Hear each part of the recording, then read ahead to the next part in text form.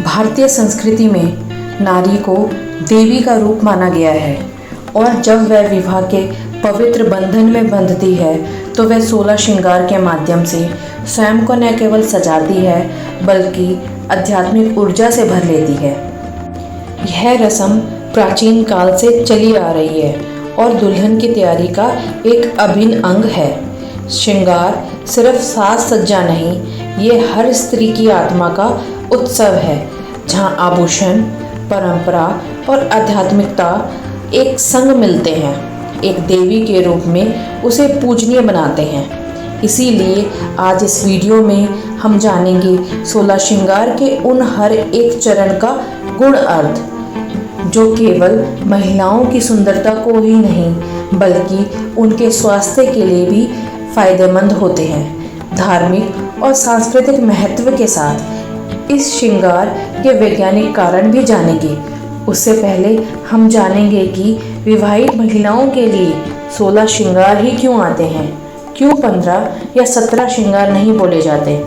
उससे पहले आपसे रिक्वेस्ट है कि मेरी वीडियो को लाइक एंड सब्सक्राइब करना ना भूलें।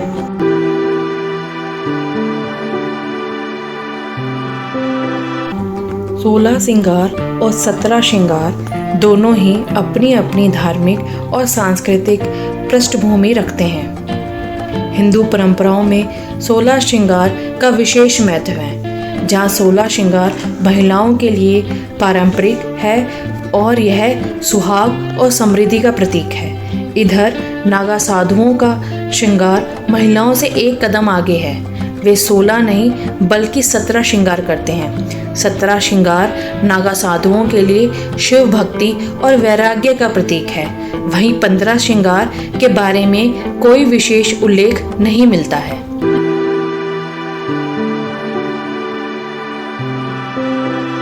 सोलह श्रृंगार के पीछे की कहानी देवी रति से जुड़ी है, जो हिंदू देवता कामदेव की पत्नी है। देवी रति ने देवी लक्ष्मी को प्रसन्न करने के लिए कठोर तपस्या की, जिसकी वजह से उनको लक्ष्मी जी से 16 श्रृंगार मिले और उन्होंने कामदेव से विवाह करने के लिए उन्हें पहना था।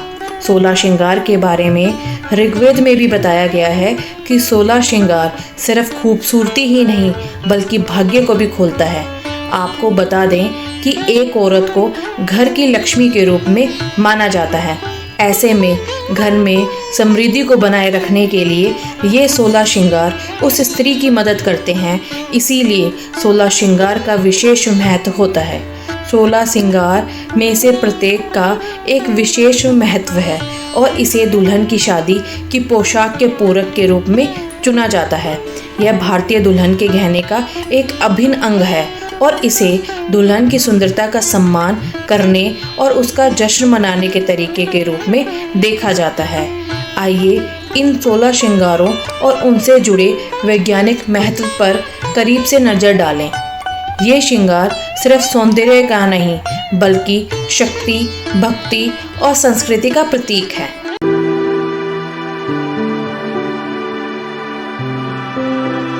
हमारे घर के बड़े बुजुर्ग शादी के जोड़े को लेकर लाल रंग को ही प्राथमिकता दिया करते हैं, लेकिन क्यों? कभी इसके पीछे का रीज़न जानने की कोशिश की है आपने?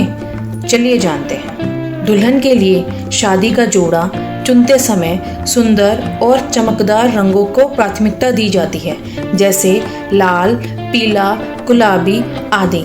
लेकिन इन सब में से सबसे ज़्यादा प्राथमिकता लाल रंग को दिया जाता है, क्योंकि लाल रंग प्रेम का प्रतीक भी माना गया है। धार्मिक मान्यताओं के अनुसार लाल रंग शुभ, मंगल व सौभाग्य का प्रतीक है। इसीलिए शुभ कामों में लाल रंग का सिंदूर, कुमकुम, शादी का जोड़ा आदि का प्रयोग महत्वपूर्ण माना जाता है।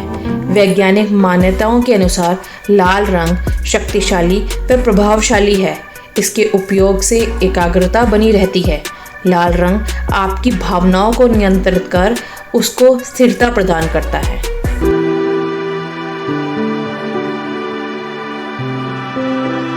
महिलाओं के सौभाग्यवती होने का सबसे महत्वपूर्ण प्रतीक सिंदूर है। सिंदूर का एक विशेष स्थान है, क्योंकि यह दुल्हन के रूप में एक महिला की नई यात्रा की शुरुआत का प्रतीक है। सिंदूर दूल्हे द्वारा दुल्हन के बालों के बीच माथे पर लगाया जाता है। उसके बाद सौभाग्यवती महिलाएं हर समय इसे अपनी मांग में सजा कर रखती हैं। सिंदूर के उपयोग का पता हड़प्पा सभ्यता से भी मिलता है। लेकिन कभी आपने सोचा है कि सिंदूर को यह स्थान कैसे मिला? चलिए जानते हैं। धार्मिक मान्यताओं के अनुसार सौभाग्यवती महिलाएं अपनी पति की लंबी उम्र के लिए मांग में सिंदूर भरती हैं। लाल सिंदूर महिलाओं के सहस्त्र चक्र को सक्रिय रखता है, जो मस्तिष्क के ऊपरी हिस्से पर स्थित होता है। इस चक्र से जुड़े देवता भगवान शिव को बोला जाता है, इसीलिए इसे सर्वोच्च चेतना का केंद्र माना जाता है। हिंदू धर्म ग्रंथों में भी देवी पार्वती और सीता जी द्वारा सिंदूर के उपयोग का भी उल्लेख मिलता है।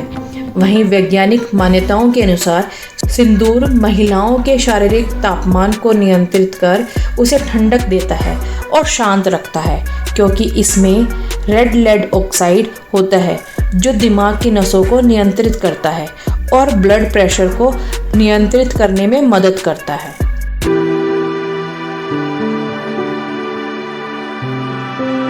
नॉर्मली हम सब जानते हैं कि बिंदी या कुमकुम का यूज़ दोनों भौरों के माथे के बीच में किया जाता है। वहीं मंदिर जाते हैं तो पंडित जी भी यहीं तिलक लगाते हैं। लेकिन क्या इसके पीछे का रीज़न जाना है कभी? तो चलिए जानते हैं। बिंदी दोनों भौरों के बीच माथे पर लगाया जाने वाला लाल कुमकुम का चक्र होता है, जिसे अंजना चक्र या तीसरा नेत्र भी कहा जाता है, जो महिलाओं के श्रृंगार का एक महत्वपूर्ण हिस्सा है। अगर धार्मिक मान्यताओं की माने तो बिंदी को त्रिनेत्र का प्रतीक माना गया है। दो नेत्रों को सूर्य व चंद्रमा माना गया है, जो वर्तमान भूतकाल देखते हैं, तथा बिंदी त्रिनेत्र के प्रतीक के रूप में भविष्य में आने वाले संकेतों की ओर इशारा करती है।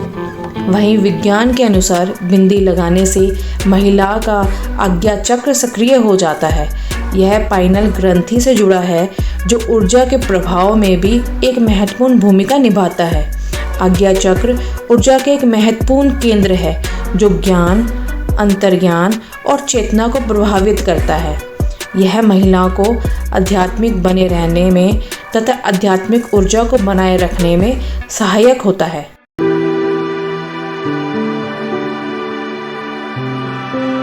माथे से हम आँखों की ओर बढ़ते हैं। कोहल, काजल, सुरमा, कानमाशी, कादिये, कटुका और कानमाही दुनिया के सबसे पुराने प्राकृतिक सौंदर्य उत्पादनों में से एक के नाम है। काजल आँखों में लगाए जाने वाली काली रंग की शाई को कहते हैं। काजल महिलाओं की आँखों व रूप को निखारता है। वहीं धार्मिक मान्यताओं की माने तो काजल लगाने से स्त्री पर किसी प्रकार की बुरी नज़र का कुप्रभाव नहीं पड़ता। काजल से आँखों से संबंधित कई रोगों से बचाव होता है। काजल से भरी आँखें स्त्री के हृदय के प्यार व कोमलता को दर्शाते हैं। वहीं विज्ञान के अनुसार काजल आँखों को ठंडक देता है। आँखों में काजल लगाने से नुकसानदायक सूर्य की किरणों व धूल मिट्टी से आँखों का बचाव होता है और आँखों को मजबूत बनाता है। इसका उपयोग ब्लेफेराइटिस, कैटरैक्ट, कंजंक्टिवाइटिस आदि जैसे नेत्र रोगों की रोकथाम और उपचार के लिए भी किया जाता है।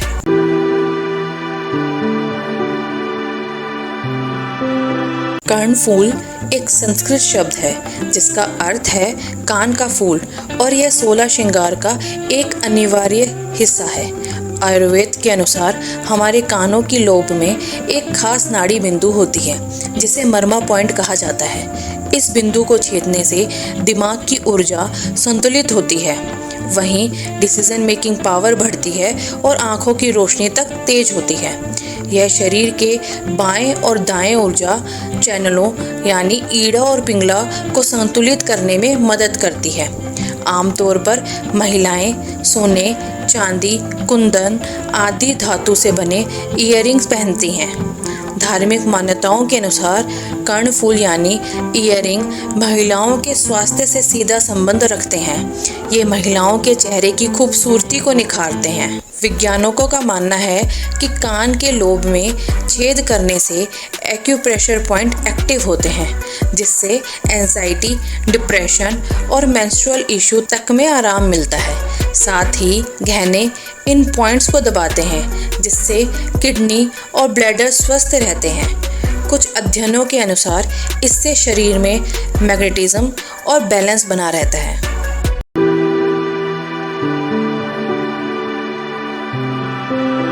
मंगलसूत्र एक ऐसा सूत्र है जो शादी के समय वर द्वारा वधू के गले में बांधा जाता है और उसके बाद जब तक महिला सौभाग्यवती रहती है तब तक वह निरंतर मंगलसूत्र पहनती है। मंगलसूत्र पति पत्नी को जिंदगी भर एक सूत्र में बांधे रखता है। ऐसी धार्मिक मान्यता है कि मंगलसूत्र सकारात्मक ऊर्जा को अपनी ओर आकर्षित कर महिला के दिमाग और मन को शांत रखता है। मंगलसूत्र जितना लंबा होगा और हृदय के पास होगा वह उतना ही फायदेमंद माना जाता है। वहीं काले मोती जो आमतौर पर मंगलसूत्र में होते हैं बुरी नज़र से बचाते हैं। मंगलसूत्र को वैज्ञानिक दृष्टिकोण से देखने पर यह पाया गया है कि यह ब्लड सर्कुलेशन और बॉडी प्रेशर को नियंत्रित करने में मदद करता है। इसके अलावा सोने से बने मंगलसूत्र में ऊर्जा होती है जो शरीर में पॉजिटिव एनर्जी को बढ़ाती है। मंगलसूत्र के काले मोती महिला की प्रतिरक्षा प्रणाली को भी मजबूत करते हैं।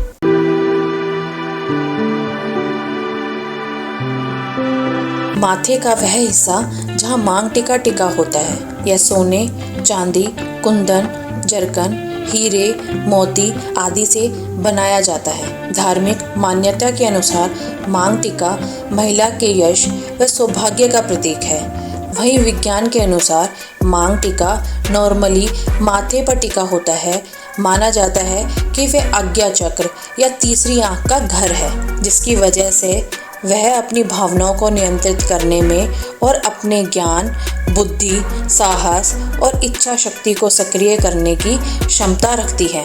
माना जाता है कि मांग टिका शरीर के तापमान को नियंत्रित करता है और एकाग्रता में मदद करता है, जिससे उसकी सूझबूझ व निर्णय लेने की क्षमता भी बढ़ती है।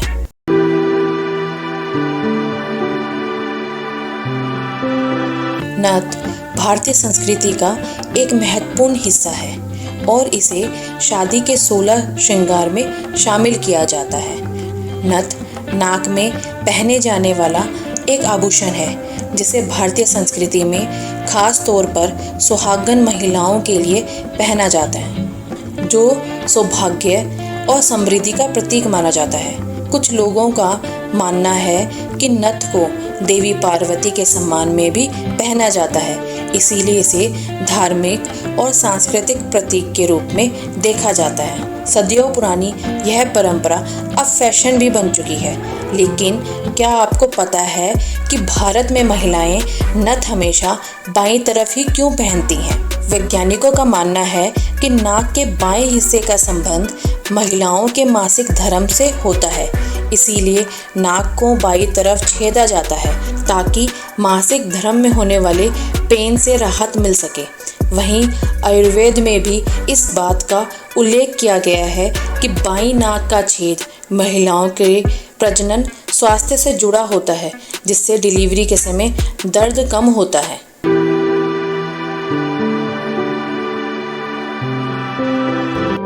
ये बाजू के ऊपरी हिस्से में पहना जाता है।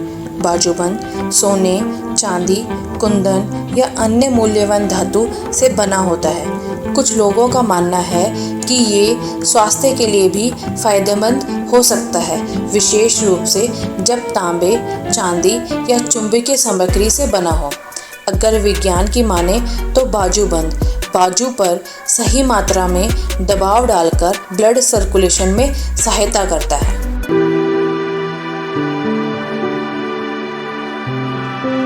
चूड़ियाँ हर सुहागन का सबसे महत्वपूर्ण श्रृंगार है। महिलाओं के लिए कांच, लाख, सोने, चांदी की चूड़ियाँ सबसे महत्वपूर्ण मानी गई हैं। धार्मिक मान्यताओं के अनुसार चूड़ियाँ पति पत्नी के भाग्य का प्रतीक है।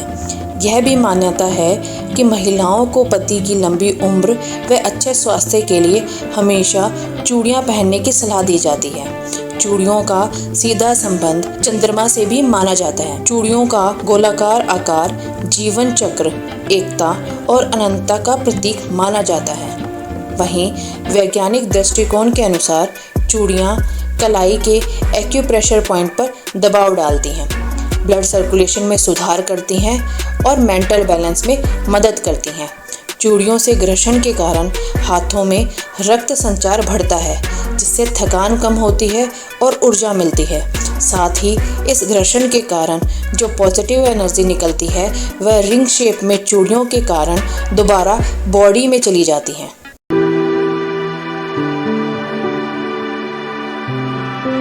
शादी की सबसे पहली रस्म अंगूठी से शुरू होती है, जिसमें लड़का लड़की एक दूसरे को अंगूठी पहनाकर सगाई की रस्म पूरी करते हैं। धार्मिक मान्यताओं के अनुसार अंगूठी पति पत्नी के प्रेम का प्रतीक होती है। वहीं विज्ञान के अनुसार अनामिका उंगली की नसें सीधे हृदय व दिमाग से जुड़ी होती हैं। इस पर प्रेशर डालने से दिल स्वस्थ रहता है। साथ ही शारीरिक गतिविधियों में वृद्धि, चुंबकीय ऊर्जा का निर्माण, रक्त संचार में सुधार और कई धातुओं के कम प्रतिक्रियाशील होने के कारण बीमारियों से बचाव शामिल है।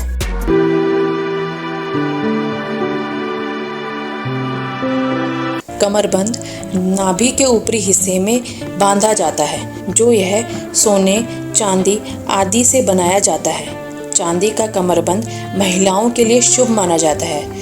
उत्तर भारतीय शादियों में कमरबंद का उपयोग कम होता है, लेकिन यह दक्षिण भारतीय दुल्हन के साथ सामान का एक महत्वपूर्ण हिस्सा है। वहीं विज्ञान की माने तो चांदी का कमरबंद पहनने से महिलाओं को माहवारी तथा प्रेगनेंसी में होने वाली सभी प्रकार के दर्द से राहत मिलती है और साथ ही रीढ़ की हड्डी के तरल पदार्थ को बनाए रखने में मदद और नाभि के खिंचने के खतरे को कम करना शामिल है।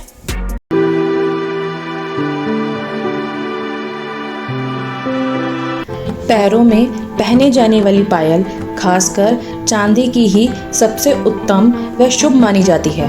पायल कभी भी सोने की नहीं होनी चाहिए, क्योंकि सोने को माता लक्ष्मी का प्रतीक माना जाता है और पैरों में सोने के गहने पहनने को लक्ष्मी जी का अपमान माना जाता है। वहीं धार्मिक मान्यता के अनुसार महिला के पैरों में पायल संपन्नता का प्रतीक होता है। घर की बहू को घर की लक्ष्मी माना जाता है। इसी कारण घर में संपन्नता बनाए रखने के लिए महिलाओं को पायल पहनाई जाती है। वहीं विज्ञान की माने तो चांदी की पायल लिम्फ ग्लैंड को सक्रिय करती है, जिससे प्रतिरक्षा प्रणाली मजबूत होती है और रोग प्रतिरोधक क्षमता बढ़ती है। चांदी की पायल शरीर के हार्मोन्स को संतुलित रखने में मदद करती हैं। पायल पहनने से पैरों में रक्त का प्रभाव सुधरता है, जिससे पैरों के दर्द और सूजन में आराम मिलता है। पायल पहनने से पैरों के कुछ विशेष एक्यूप्रेशर पॉइंट दबते हैं, जिससे स्वास्थ्य को लाभ होता है। चांदी में एंटीबैक्टीरियल प्रॉपर्टीज़ होती हैं, जो इन्फेक्शन से बचाव में मदद करते हैं।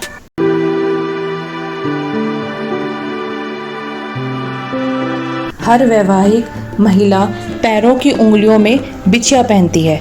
बिछिया भी चांदी की ही सबसे शुभ मानी गई है। धार्मिक मान्यताओं के अनुसार महिलाओं के लिए पैरों की उंगलियों में बिछिया पहनना शुभ व आवश्यक माना गया है। ऐसी मान्यता है कि बिछिया पहनने से महिलाओं का स्वास्थ्य अच्छा रहता है और घर में संपन्नता बनी रहती है। वहीं विज्ञान के अनुसार महिलाओं के पैरों की उंगलियों की नसें उनके गर्भाशय से जुड़ी होती हैं। बिछिया पहनने से उन्हें गर्भाशय से जुड़ी समस्याओं से राहत मिलती है। बिछिया पहनने से महिलाओं का ब्लड प्रेशर भी नियंत्रित रहता है।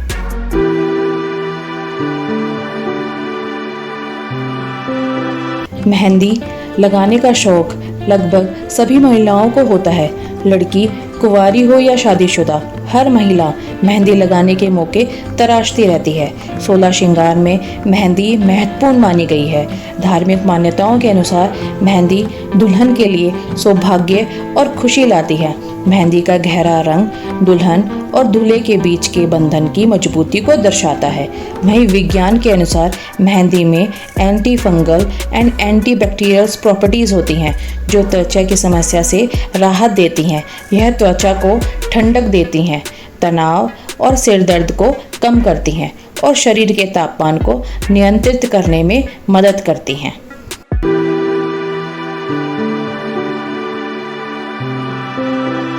इत्र की सुगंध को प्रेम का प्रतीक माना गया है। सुगंध, खासकर गुलाब के फूल की सुगंध, सीधे रूप से प्रेम से संबंध रखती है। धार्मिक मान्यताओं के अनुसार सौभाग्यवती महिला के लिए गुलाब की सुगंध सबसे उत्तम मानी जाती है।